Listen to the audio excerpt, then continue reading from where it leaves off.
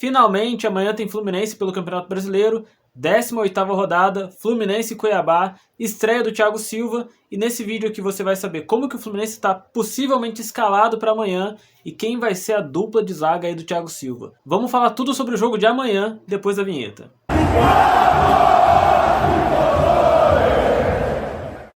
Finalmente está chegando a hora, a estreia do Thiago Silva, amanhã contra o Cuiabá.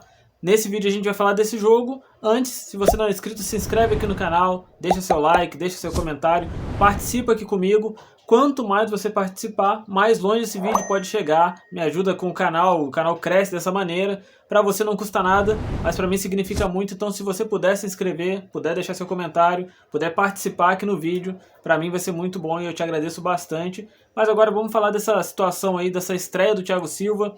O Fluminense teve 10 dias para treinar, o Mano Menezes teve 10 dias para reorganizar ali o elenco, fazer uma certa limpeza, como a gente viu que aconteceu. Teve a saída aí do Douglas Costa, teve a contratação de alguns jogadores nessa janela de transferência. O Fluminense está se reforçando para sair dessa situação e amanhã é a grande virada de chave, é a oportunidade do Fluminense voltar a vencer, não só pontuar, porque a gente já está numa situação que pontuar já não é mais suficiente. O Fluminense precisa vencer o Cuiabá amanhã e a gente vai entrar em campo, o Fluminense entra em campo com um time suficientemente bom para isso. É a minha opinião desde sempre aqui, que o Fluminense não tem elenco para estar na situação que está, e eu tenho certeza que é a sua opinião também, você sabe disso, todo mundo sabe disso.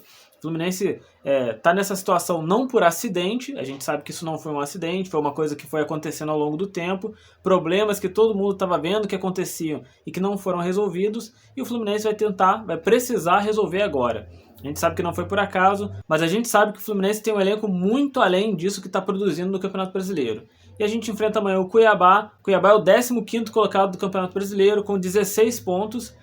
Na última quinta-feira, o Cuiabá jogou um jogo da Sul-Americana contra o Palestino, entrou com um time misto, empatou por 1-1, então o Cuiabá está se dedicando aí para esse jogo contra o Fluminense. O Isidro Pita, por exemplo, ele foi poupado, ele jogou só o primeiro tempo, então o Cuiabá deve vir com força total para enfrentar o Fluminense. A gente sabe que o Cuiabá é um time complicado de se enfrentar, mas o Fluminense tem a obrigação de buscar jogo, o Fluminense tem a obrigação de buscar o resultado, não só pela grandeza do Fluminense, mas pela situação complicada como a gente está. Nesse vídeo aqui a gente vai falar a possível escalação do Fluminense para amanhã. Essa escalação foi divulgada pelo Vitor Lessa. Vitor Lessa, se você não conhece, vai lá no canal do Vitor Lessa, assiste os vídeos dele, se inscreve no canal lá também. É um jornalista muito competente que cobre o Fluminense, então ele traz sempre boas informações, ele tem acesso a acompanhar treino, a acompanhar ali a rotina do clube. Então vai lá no canal dele também, se inscreve se você puder. E vamos falar aqui a possível escalação divulgada lá no canal do Vitor Lessa, de acordo com o treino que ele teve a oportunidade de assistir. Segundo ele, o Fluminense amanhã deve entrar com Fábio, Samuel Xavier, Thiago Silva, como todo mundo quer e todo mundo espera, Thiago Santos fazendo a dupla de zaga com o Thiago Silva, Diogo Barbosa, André, Martinelli, Ganso, Arias, Marquinhos e Cano. Para mim o Fluminense vai bem escalado, principalmente aí com a estreia do Thiago Silva, que está todo mundo ansioso, mas também com Marquinhos e Arias. O retorno do Arias é muito importante. Marquinhos e Arias são dois jogadores que fazem o ataque do Fluminense ficar muito mais veloz. E se Deus quiser, o Germancano vai estar num dia abençoado, num dia iluminado, num dia em que ele consiga finalmente voltar a marcar. O Germancano está passando uma situação complicadíssima aí, nos últimos tempos. A gente viu nos últimos 2 anos aí ele sendo artilheiro da América, fazendo mais de 40 gols em cada ano. E esse ano as coisas estão bem difíceis, ele não está conseguindo marcar, ele está tendo muitas dificuldades. Estava lesionado também, inclusive. Mas agora com esse retorno e com a ajuda aí do Arias e do Marquinhos, eu acho que o Germancano vai fazer um bom jogo. Torço para que ele faça um bom jogo, até porque é um jogador muito querido aqui no Fluminense. E a gente já percebeu que se o Germancano estiver bem, automaticamente o Fluminense vai estar bem também, porque o Fluminense consegue voltar a marcar e voltar a marcar muito como fez nos últimos anos. Em relação ao Felipe Melo, até agora o retorno dele não foi confirmado, ele já vem treinando, ele poderia inclusive, estava se estudando a possibilidade dele voltar nesse jogo, mas como não tem nenhuma confirmação, não trouxe aqui para vocês essa notícia. E o Marcelo, por enquanto, segue fora. E a situação do Marcelo é complicada, é um jogador que nos últimos jogos a gente não pôde muito contar com ele. E é um jogador que, apesar de ser muito técnico, a gente sabe que a idade está cobrando muito dele aí. O Marcelo fisicamente tem tido muitas dificuldades.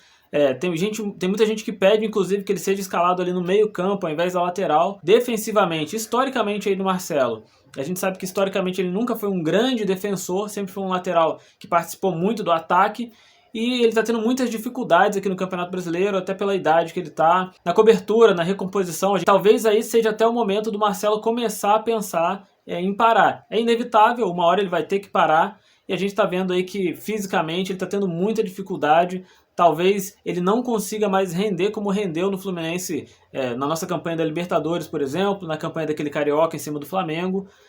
Talvez a gente não veja mais o Marcelo jogar nesse nível. Talvez seja a hora de começar a pensar aí numa outra alternativa, ou traz ele para o meio campo, até para poder dar oportunidade para outros jogadores. O Esquerdinha, por exemplo, a torcida está pedindo muito ele, inclusive queriam que ele fosse escalado nesse jogo de agora. O Mano Menezes optou pelo Diogo Barbosa, mas vamos ver como que vai ficar a situação do Marcelo, quando que ele volta, e se quando voltar, se vai realmente voltar a render como rendeu nos últimos anos. Outras situações que eu quero falar aqui nesse vídeo é a situação do Bernal. A gente ainda não tem nenhuma atualização sobre isso. O Fluminense enviou ali a proposta de 20 milhões de reais e o que a gente tem é uma entrevista do presidente do Defensor, que é o clube lá do Uruguai que detém os direitos sobre o Bernal, falando que eles têm uma proposta de um time do Brasil e que muito provavelmente nos próximos dias o Bernal vai deixar lá o Defensor e vai para esse time. Se tem uma proposta, com certeza essa é a proposta do Fluminense, é a única proposta que foi de fato divulgada, então tá tudo bem encaminhado para que ele venha jogar no Fluminense. Quanto ao André, o Mário Bittencourt falou que o Fluminense ainda não tem nenhuma resposta do Fulham em relação à contrapartida que o Fluminense fez.